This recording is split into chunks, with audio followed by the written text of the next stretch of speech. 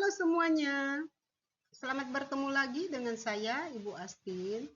Pada kesempatan kali ini, kita akan membahas tentang materi soal dan pembahasan vektor yang disusun dalam rangka pemantapan materi untuk persiapan menghadapi asesmen akhir semester. Kita awali pembahasan kita dengan konsep vektor. Jika kita membagi besaran fisika berdasarkan nilai dan arah, maka besaran fisika dapat dibedakan atas dua, besaran vektor dan besaran skalar. Besaran vektor adalah besaran yang memiliki nilai dan arah, sedangkan besaran skalar adalah besaran yang hanya memiliki nilai saja. Contoh besaran vektor dalam mekanika: perpindahan, percepatan, gaya, momentum, impuls. Contoh besaran skalar: massa, waktu, jarak, kelajuan, tekanan, energi, usaha, daya. Cara menulis lambang vektor. Sebuah vektor dapat ditulis menggunakan sebuah huruf. Kita bisa menggunakan huruf besar atau huruf kecil. Bisa juga menggunakan dua huruf. Kita juga bisa menggunakan huruf besar atau huruf kecil. Jika menggunakan tulisan tangan, maka di atas huruf tersebut diberi tanda anak panah. Jika kita menggunakan huruf cetak atau diketik, maka kita bisa menggunakan huruf yang dicetak tebal. Contohnya, vektor A ditulis sebagai A, di mana di atas A ini kita beri arah panah, atau A yang dicetak tebal. Vektor AB ditulis sebagai AB, di mana di atas AB kita beri arah panah, atau huruf AB kita cetak tebal. Cara menggambar vektor. Vektor digambar menggunakan garis lurus berarah, dengan panjang garis menyatakan besar vektor dan arah garis menyatakan arah vektor. Contoh, vektor AB sama dengan 5 cm arahnya ke kanan digambar sebagai berikut. Jadi untuk menggambarkan vektor AB kita gunakan garis lurus berarah yang arahnya ke kanan dengan A ini sebagai pangkal vektor, kemudian B adalah ujung vektor. Kemudian arah panah ini menunjukkan arah vektor dan panjang garis AB menyatakan panjang atau besar vektor. Contoh soal menggambar vektor. Untuk contoh soal ini saya buatkan 4 contoh soal. Kita lihat contoh yang pertama. Tetapkan sumbu X positif sebagai acuan dan ambil skala panjang 1 km sama dengan 1 cm. Nah, skala panjang 1 km sama dengan 1 cm ini artinya panjang 1 km diwakili oleh 1 cm. Lukis vektor A sama dengan 4 km pada arah 30 derajat terhadap sumbu X positif. Nah, langkah menggambar vektor A. Jadi kita gambar dulu sumbu X positif sebagai acuan menggunakan garis putus-putus atau garis bantu. Dari sumbu X positif, gambar vektor A dengan cara menggambar garis berarah atau anak panah miring ke arah kanan atas membentuk sudut 30 derajat terhadap sumbu X positif sepanjang 4 cm. Nah, kenapa panjang 4 cm? Karena panjang 1 km sama dengan 1 cm. Maka 4 km sama dengan 1 cm. Maka 4 km sama dengan 4 cm. Jika sudah selesai, hapus gambar sumbu X positif dan tulisan 30 derajat. Begitu juga dengan garis bantunya dihapus dan sisakan gambar vektor A. Nomor 2, tetapkan sumbu X positif sebagai acuan dan ambil skala panjang 1 km sama dengan 1 cm. Lukis vektor B sama dengan 3 km pada arah negatif 30 derajat terhadap sumbu X positif. Nah, langkah menggambar vektor B, gambar dulu sumbu X positif sebagai acuan menggunakan garis putus-putus atau garis bantu.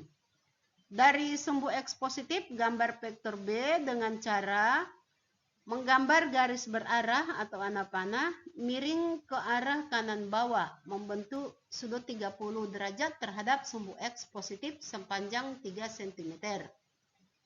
Nah, karena panjang 1 km sama dengan 1 cm, maka 3 km kita gambar sama dengan 3 cm. Jika sudah selesai, hapus gambar sumbu X positif, hapus gambar garis bantu dan tulisan 30 derajat dan sisakan gambar vektor B. Nomor 3, tetapkan arah timur sebagai acuan dan ambil skala 1 Newton sama dengan 1 cm. Lukis vektor F1 sama dengan 5 Newton pada arah 30 derajat terhadap timur. Langkah menggambar vektor F1, gambar dulu arah timur sebagai acuan menggunakan garis putus-putus atau garis bantu. Dari arah timur, gambar vektor F1 dengan cara menggambar garis berarah atau anak panah miring ke arah kanan atas membentuk sudut 30 derajat terhadap timur sepanjang 5 cm. Jika sudah selesai, hapus gambar garis bantu, tulisan timur, dan tulisan 30 derajat, sisakan gambar vektor F1.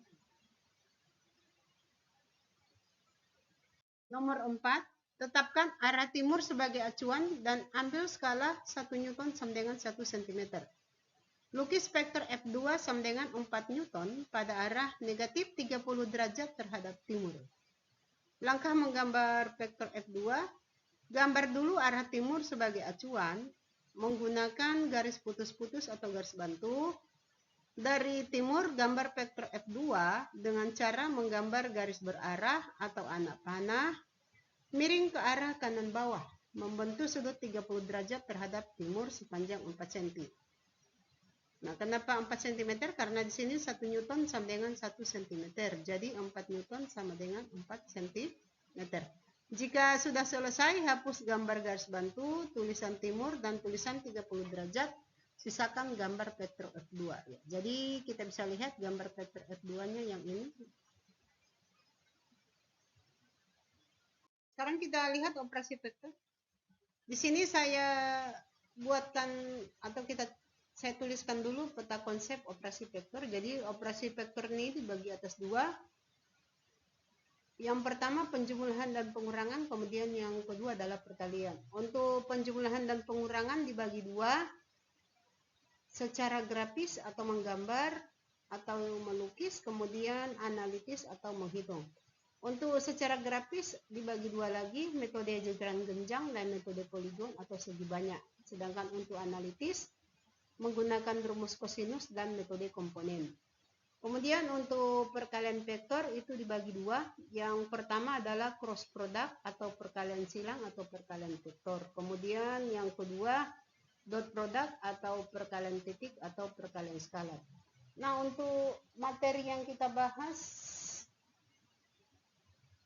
sebagai pemantapan untuk persiapan asas, kita hanya bahas sampai ke penjumlahan vektor. Jadi untuk perkalian vektor kita tidak bahas.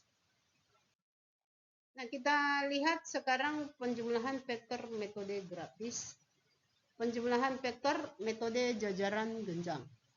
Penjumlahan vektor metode jajaran genjang biasanya digunakan untuk menggambar penjumlahan atau resultan dua vektor, meskipun bisa juga digunakan untuk menggambarkan penjumlahan dari tiga vektor. Metode penjumlahan vektor ini disebut sebagai metode jajaran genjang karena pada saat menggambarkan penjumlahan vektor, kita akan menggambar sisi jajaran genjang dengan garis bantu untuk menghubungkan ujung-ujung vektor yang dijumlahkan. Kata kunci dalam penjumlahan vektor metode jajaran genjang adalah semua pangkal vektor bertemu. Jadi pangkal vektor pertama, pangkal vektor kedua, dan pangkal vektor resultan bertemu. Ujung-ujung vektor dihubungkan oleh sisi jajaran genjang. Resultan vektor merupakan diagonal panjang dari jajaran genjang, sedangkan hasil pengurangan vektor merupakan diagonal pendek dari jajaran genjang. Urutan langkah penjumlahan vektor menggunakan metode jajaran genjang. Gambar vektor pertama. Gambar vektor kedua dengan pangkal vektor pertama bertemu pangkal vektor kedua. Tarik garis dari ujung vektor pertama sejajar dengan vektor kedua menggunakan garis bantu atau garis titik-titik. Panjang garis bantu sama dengan panjang vektor kedua. Tarik garis bantu dari ujung vektor kedua sejajar dengan vektor pertama menggunakan garis bantu atau garis titik-titik. Panjang garis bantu sama dengan panjang vektor pertama. Gambar resultan vektor dengan cara menarik garis berarah dari pangkal vektor kedua sampai ke titik perpotongan kedua garis bantu di atas. Resultan vektor ini merupakan diagonal panjang dari jajaran genjang. Diagonal pendek dari jajaran genjang merupakan solusi vektor. Kita lihat contoh soal penjumlahan vektor metode grafis. Untuk contoh soal ini ada dua soal. Soal yang pertama, dua vektor A dan B memiliki besar dan arah seperti pada gambar berikut. Jadi lihat gambar yang ditampilkan pada slide ini. Jadi yang pertama vektor A panjangnya 5 cm, arahnya ke kanan. Kemudian vektor B panjangnya 4 cm, arahnya ke arah kanan atas, membentuk sudut 30 derajat terhadap arah horizontal. Gambarkan A tambah B menggunakan metode jajaran genjang. Jadi di sini saya tampilkan langkah menggambar A tambah B menggunakan metode jajaran genjang. Langkah yang pertama kita gambar vektor A dan vektor B dengan kedua pangkal vektornya bertemu di satu titik. Jadi kita menggambarkan A dan B ini memiliki satu titik tangkap. Kemudian dari ujung vektor B kita buat garis bantu yang sejajar dengan vektor A. Panjang garis bantu ini sama panjangnya dengan vektor A. Yang berikutnya, dari ujung vektor A, kita gambar garis bantu yang sejajar dengan B. Panjang garis bantu ini sama dengan panjang vektor B. Nah, setelah kita menggambar garis bantu, kita akan lihat bahwa kita sudah membuat sebuah jajaran genjang. Nah, langkah yang ketiga kita akan menggambar resultannya. Jadi kita akan menggambarkan vektor R sama dengan A tambah B dengan cara dari pangkal kedua vektor kita tarik garis berarah atau anah panah sampai ke perpotongan garis bantu. Nah, kita mendapatkan vektor yang baru. Vektor ini kita sebut sebagai resultan, yaitu merupakan hasil penjumlahan dari A tambah B. Kemudian kita bisa lihat dari gambar bahwa resultan vektor ini merupakan diagonal panjang dari jajaran genjang.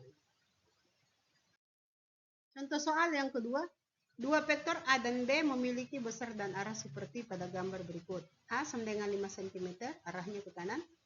B sama dengan 4 cm, arahnya 30 derajat terhadap arah horizontal. Arah B-nya itu miring ke kanan atas. Gambarkan A kurang B menggunakan metode jajaran genjang.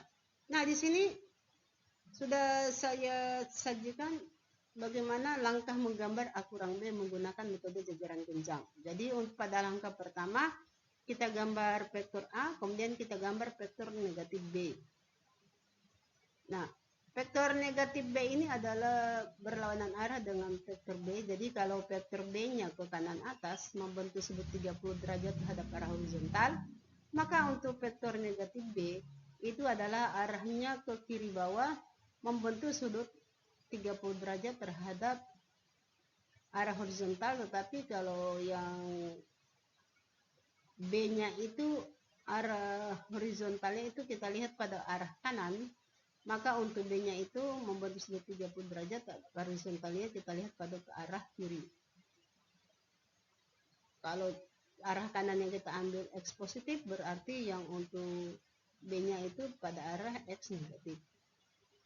Nah, jadi antara vektor A dan vektor negatif B ini digambarkan dengan kedua pangkal vektor bertemu atau satu titik tangkap.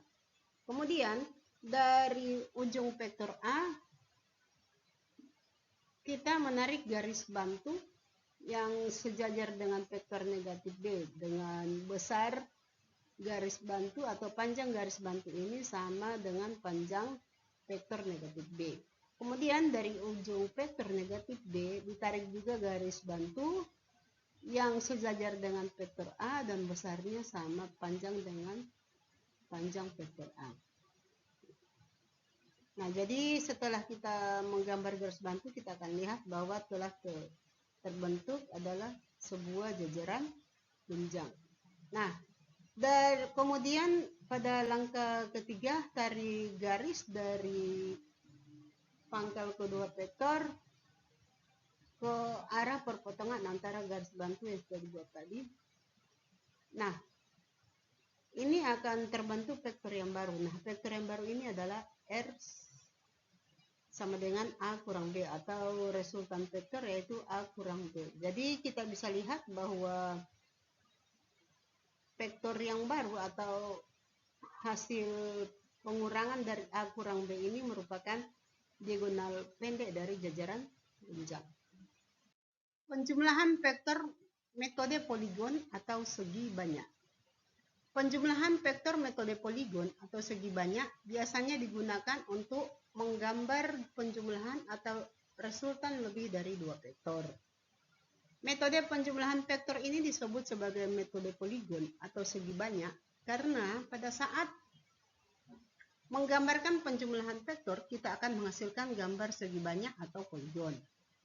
Kata kunci dalam penjumlahan vektor metode segi banyak atau poligon adalah ujung bertemu pangkal. Ujung vektor pertama bertemu pangkal vektor kedua. Ujung vektor kedua bertemu pangkal vektor ketiga. Sampai seterusnya, ujung vektor terakhir bertemu pangkal vektor sebelumnya. Resultan vektor digambar dengan cara menghubungkan ujung vektor terakhir dengan pangkal vektor pertama. Urutan langkah penjumlahan vektor menggunakan metode poligon. Gambar vektor pertama, gambar vektor kedua dengan ujung vektor pertama bertemu pangkal vektor kedua. Gambar vektor ketiga dengan ujung vektor kedua bertemu pangkal vektor ketiga. Gambar vektor selanjutnya dengan ujung vektor sebelumnya bertemu pangkal vektor selanjutnya. Sampai seterusnya, lakukan hal yang sama untuk vektor terakhir. Gambar resultan vektor dengan cara menarik garis berarah dari pangkal vektor pertama ke ujung vektor terakhir. Contoh soal penjumlahan vektor menggunakan metode poligon. Nah, sebenarnya untuk contoh soal ini sama dengan soal untuk penjumlahan vektor menggunakan metode jajaran jenjang. Tetapi di sini kita akan menggambarkan penjumlahan vektornya menggunakan metode poligon dan kita bisa lihat perbedaannya di mana. Ya, jadi perbedaannya sebenarnya hanya pada langkahnya. Sekarang kita lihat dulu soal nomor 1. Dua vektor A dan B memiliki besar dan arah seperti pada gambar berikut. Vektor A sama dengan 5 cm arah ke kanan. Vektor B 4 cm arah ke kanan atas membentuk sudut 30 derajat terhadap arah horizontal. Gambarkan A tambah B menggunakan metode poligon. Kalau tadi pada saat kita menggunakan metode jajaran jenjang, ada 3 langkah. Nah, untuk metode poligon itu hanya perlu 2 langkah. Jadi, kita lihat langkah pertama. Jadi, pada langkah pertama kita gambar vektor A dulu, kemudian kita gambarkan vektor B, di mana pangkal vektor B bertemu dengan ujung vektor A. Nah, kemudian pada langkah kedua kita gambarkan resultan antara A dan B dengan cara menarik garis berarah atau anak panah dari pangkal vektor A ke ujung vektor B. Jadi kita akan mendapatkan resultannya yaitu R sama dengan A tambah B.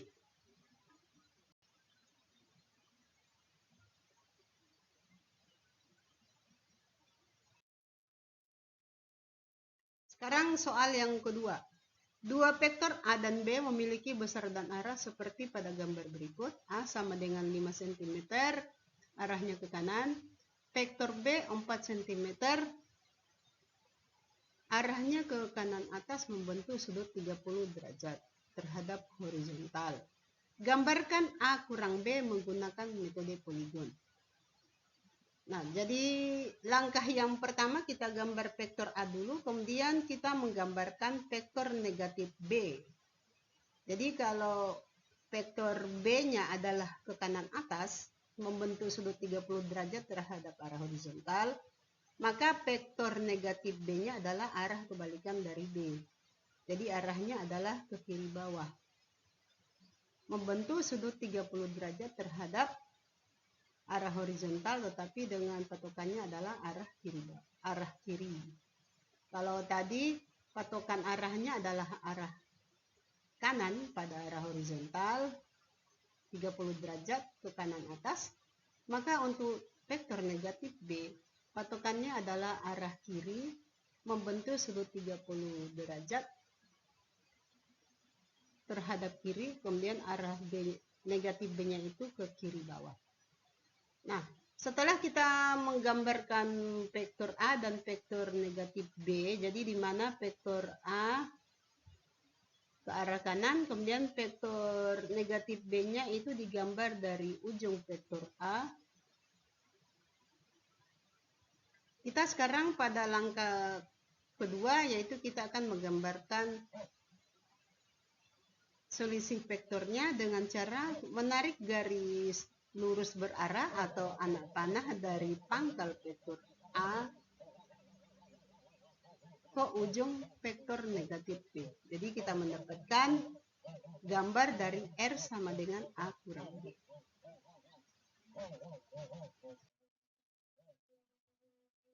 Nah, sekarang kita masuk ke materi yang berikut, yaitu penjumlahan vektor metode analitis. Penjumlahan vektor metode analitis yang pertama yang akan kita bahas yaitu menggunakan rumus kosinus. Penjumlahan vektor menggunakan rumus kosinus dipakai untuk menghitung resultan dua vektor yang satu titik tangkap dan saling mengapit sudut tertentu. Penjumlahan vektor ini digunakan untuk menghitung besar resultan vektor yang telah digambarkan menggunakan metode jajaran genjang.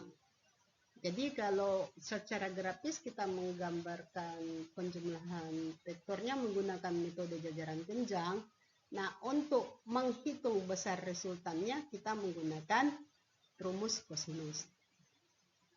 Rumus besar resultan untuk dua vektor, ya misalnya untuk vektor A dan B, maka rumus besar resultannya bisa kita tulis sebagai R sama dengan akar dari A kuadrat tambah B kuadrat tambah 2 kali A kali B kali cos theta. Dengan R sama dengan besar resultan vektor, A ini sama dengan besar vektor A, B sama dengan besar vektor B, dan theta adalah sudut apit antara vektor A dan vektor B. Contoh penjumlahan vektor metode analitis menggunakan rumus kosinus.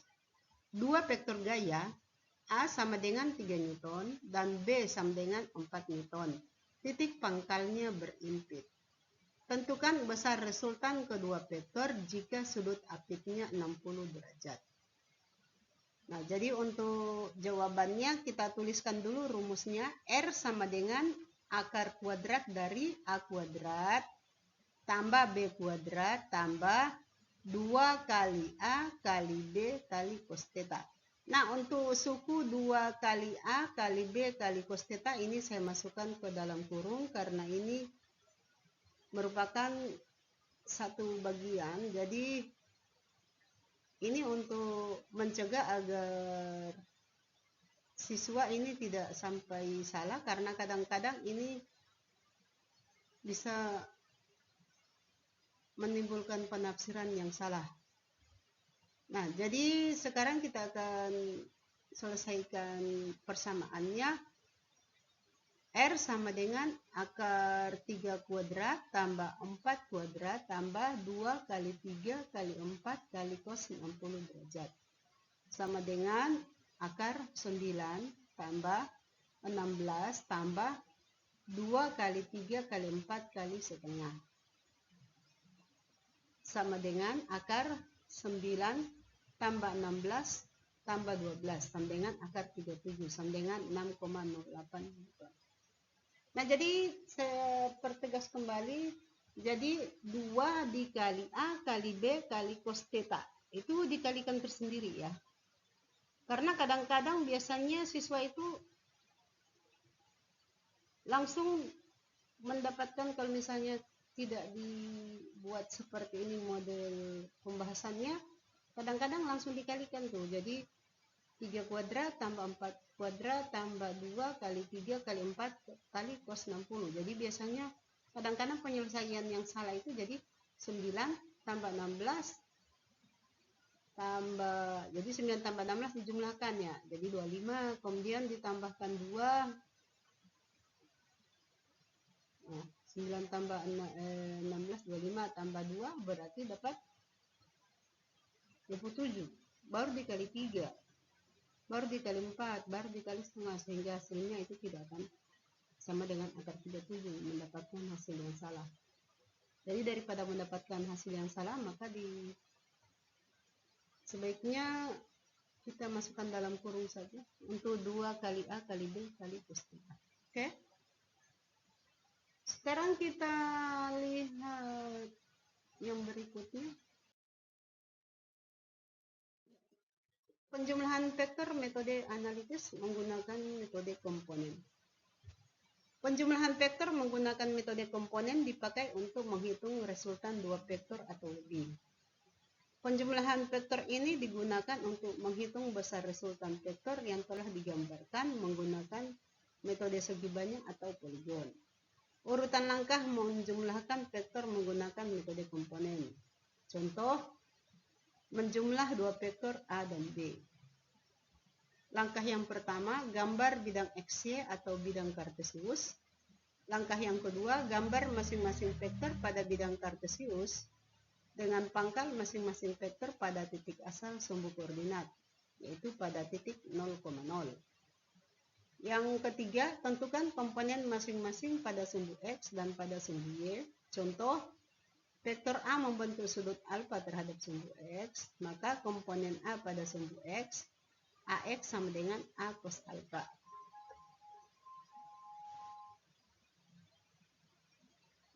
Dan komponen A pada sumbu Y sama dengan AY sama dengan A sin alfa.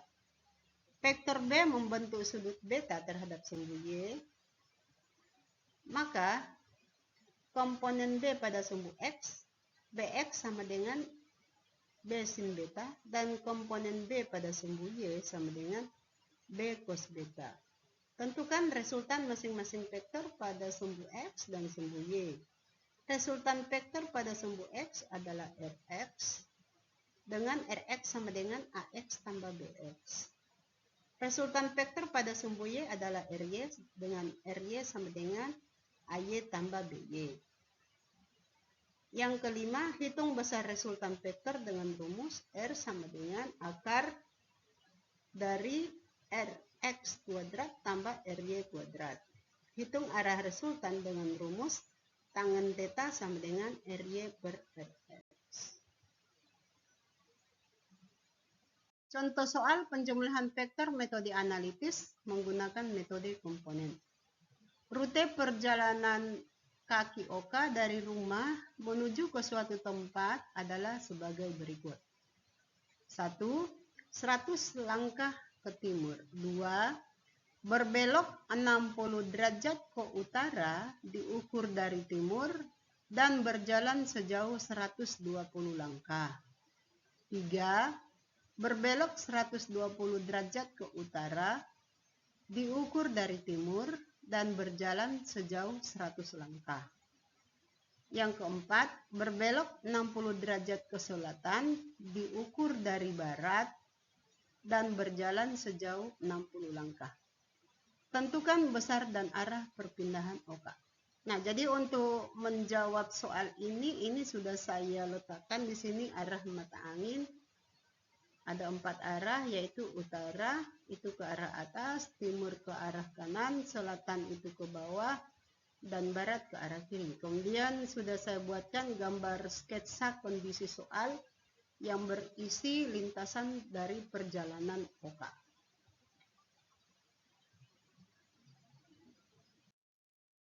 Sekarang kita lihat penyelesaian soalnya. Jadi pada langkah yang pertama kita buat dulu diagram Kartesius, di mana pada diagram Kartesius ini kita gambarkan vektor perjalanannya mulai dari vektor R1. Vektor R1 ini searah dengan sumbu X positif. Kemudian vektor R2 yang membentuk sudut 60 derajat terhadap X positif. Kemudian vektor R3 membentuk sudut 30 derajat terhadap Y positif. Kemudian vektor R4 itu membentuk sudut 60 derajat terhadap X negatif. Nah, kemudian untuk R1 ini 100 langkah, vektor R2-nya 120 langkah, vektor R3-nya 100 langkah, dan vektor R4-nya 60 langkah. Nah, sekarang kita akan melihat komponen masing-masing vektor. Jadi R1X itu sama dengan R1 sama dengan 100 langkah. Kemudian R2X-nya sama dengan R2 cos 60 sama dengan 120 dikali setengah sama dengan 60 langkah. R3X ini arahnya ke X negatif, sehingga R3X itu sama dengan negatif R3 sin 30 sama dengan min 100 kali setengah sama dengan negatif 50 langkah. R4X ini juga menuju ke arah X negatif sehingga nilainya negatif. Jadi R4X sama dengan min R4 cos 60 sama dengan min 60 kali setengah sama dengan minus 30 langkah. Rx atau jumlah komponen R pada sumbu X, Rx sama dengan R1X tambah R2X tambah R3X tambah R4X sama dengan 100 tambah 60 kurang 50 kurang 30 sama dengan 80 langkah. Nah, sekarang kita lihat komponen vektor pada arah Y. R1Y sama dengan 0. R2Y sama dengan R2 sin 60 sama dengan 120 kali setengah akar 3 sama dengan 60 akar 3. R3Y sama dengan R3 cos 30 sama dengan 100 kali setengah akar 3 sama dengan 50 akar 3 langkah. R4Y kalau kita lihat itu arahnya ke bawah, karena ke bawah maka kita ambil negatif. Jadi R4Y sama dengan min R4 sin 60 sama dengan min 60 kali setengah akar 3 sama dengan min 30 akar 3 langkah. RY sama dengan R1Y tambah R2Y tambah R3Y tambah R4Y sama dengan 0 tambah 60 akar 3 tambah 50 akar 3 kurang 30 akar 3 sama dengan 80 akar 3 langkah.